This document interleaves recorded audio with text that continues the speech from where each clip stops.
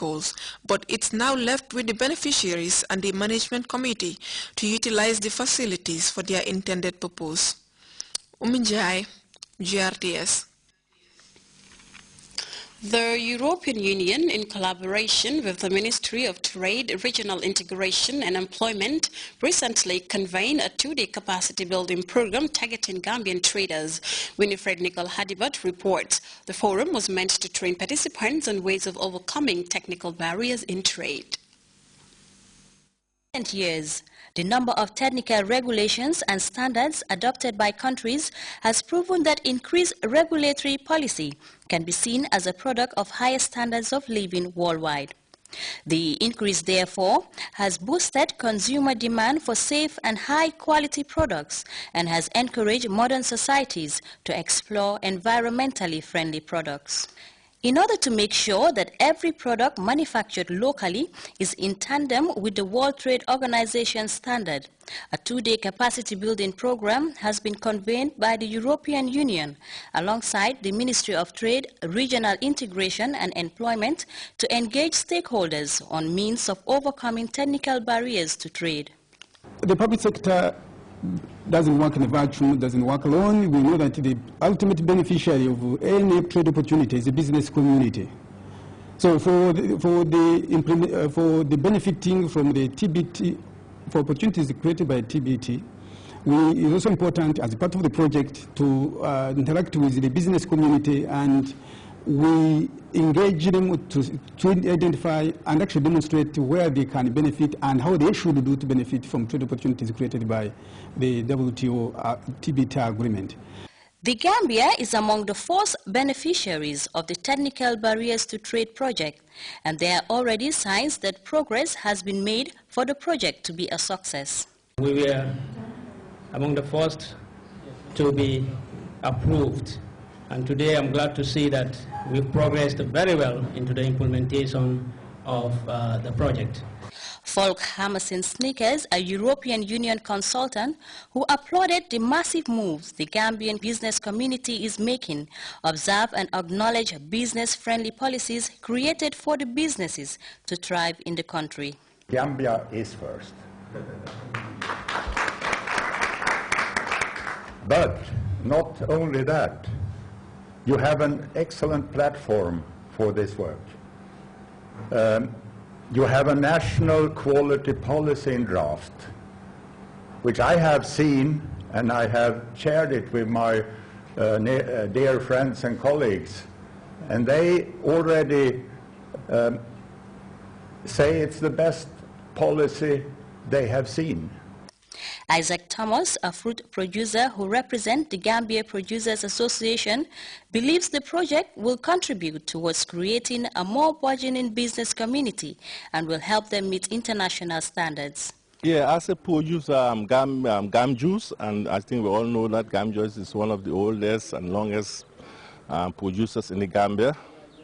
And such a program is important to us, to sensitize us so that we can go forward. The program, which provides the opportunity for both parties to better understand the opportunities available in defeating technical barriers to trade, also created an avenue for government officials and local producers to sit face-to-face and iron out issues, bordering on trade promotion for the interests of the business community. Reporting for GRTS News, I am Winifred Nicole Hadibat.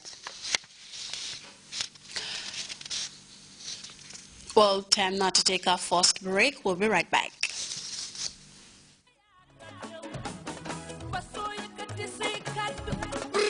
Gambia, Domane, Bentum Reume Ote, the Gambia Radio and Television Services, GRTS.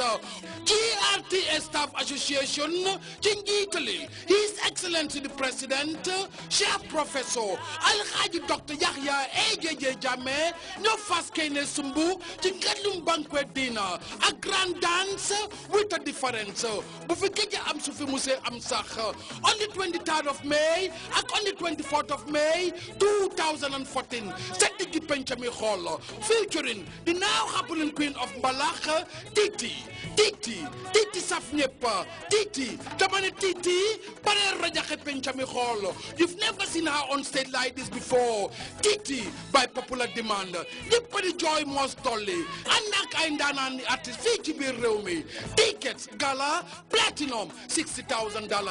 Diamond, $50,000. Gold, $40,000. And the individual, $1,000. Grand dance ticket, $500 and $300 flat. For all reservations, please call 991-199-203-1850-682-9536. Sunyureu, Gambia.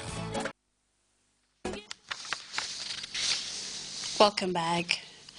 Twin bomb explosions in a crowded market in Nigerian city of Jos has killed over 100 people and injured 45 others, most of them women.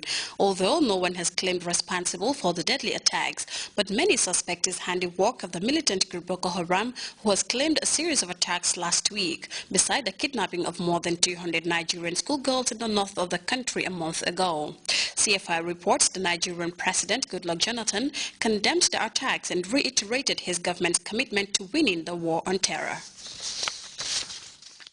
There were scenes of chaos in Jos after 2 bomb blasts ripped through the Nigerian city on Tuesday. The back-to-back explosions killed at least 118 people and wounded 45 in the city's crowded business district. This marketplace was teeming with people when the first blast occurred at about 3 p.m. local time. About 20 minutes later, as the wounded were taken to hospital, the second bomb was detonated close by. The blasts were obviously aimed at killing as many people as possible. Most of the victims are women. Witnesses recounted what they saw. My way to do something in Terminus, then I saw the explosion up. For a number of people I saw, there were pieces and they were scattered in the car, they were taking them out. Some in the wheelbarrow, they were being taken out. No group has claimed responsibility, but Boko Haram militants are prime suspects. The extremist Islamist group has claimed a series of attacks in the past weeks, besides the kidnapping of over 200 schoolgirls in northeastern Nigeria over a month ago. President Goodluck Jonathan, who has come under increasing criticism, condemned the blasts, calling the perpetrators cruel and evil. He said the government remained committed to winning the war against terror. If Boko Haram is responsible for the Jos attack, it would show their growing reach in Nigeria, far beyond their heartland in the northeast, where despite a state of emergency, 30 people were killed in attacks this week. Representatives from developed countries meeting in Oslo, Norway, have pledged a sum of $600 million to aid nearly 4 million people in South Sudan who are threatened by war and famine. And the former finance minister, Jose Mario Vaz, has won the high-stakes presidential runoff elections in Guinea-Bissau. The candidate for the dominant Africa Party for Independence of Guinea and the Republic of Cabo Verde won 62% of the votes, defeating his rivals Nuno Gomes-Nabian, an independent candidate, with 38%. CFR has the rest of these and other stories in this round of African news. Jose Mario Vaz has won the second round of Guinea-Bissau's presidential election. Early results give Mr. Vaz, a candidate of the PAIGC, the country's main party, 62% of the votes, compared to 38% to his main rival, Nuno Gomes-Nabian, the favorite of the country's military leaders. The elections are expected to restore stability in the country, marred by unrest since the 2012 presidential election, when the second round was cancelled following a military coup.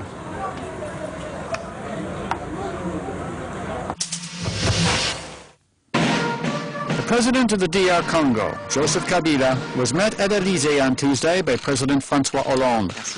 President Kabila is in Paris to discuss the crisis in the Central African Republic.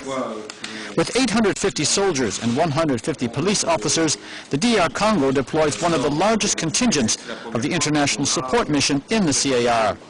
France is keen to convince President Kabila not to withdraw his troops at the moment when other African countries are hesitating about deploying their own. Et son corollaire, la violence politique. Political leaders in Burundi met in Bujumbura on Tuesday with a UN representative in Burundi. They evaluated the progress and preparations for the 2015 elections. A new electoral code has been adopted for the vote, which will have a single ballot. Despite the changes, there are still worries about the high level of political